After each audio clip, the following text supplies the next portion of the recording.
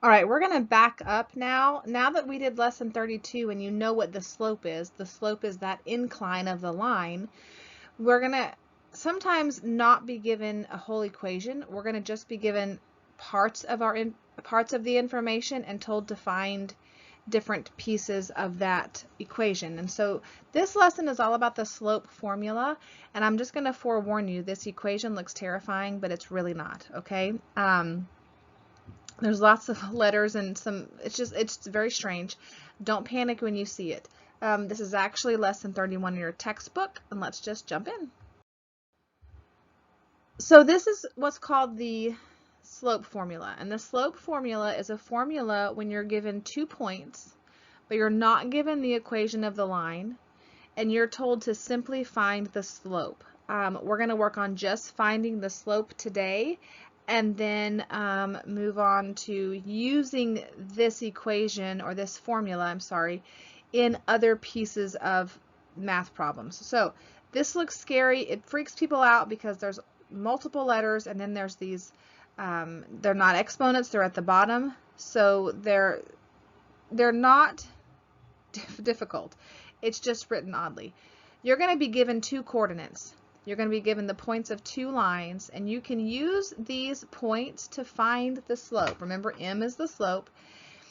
And this is, oh, I don't know what I just did in my line. This is line 1, not line 1, point 1. This is point 2. And those are going to go coordinate with these little numbers there, okay? So your first point is 1, your second point is 2. And we already know that inside of these parentheses, your first point is x, your second point is y. First point is x, second point is y. So technically, this is x1, y1, x2, y2.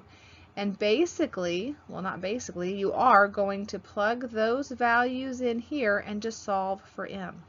So in this case, to find our slope, slope is m, y2 minus y1. So I'm going to pull y2 minus y1. So 8 minus 3 over, let me use a different color here, x, oh goodness, x2, ooh, that's a fat one, over or minus x1. So x2 is 7 minus x1 is 7. And in this case, 8 minus 3 is 5, 7 minus 7 is 0. And the reality is that's a terrible example for your textbook to give you, but that's it. So that's your slope. And that's really, for real, all that this lesson is.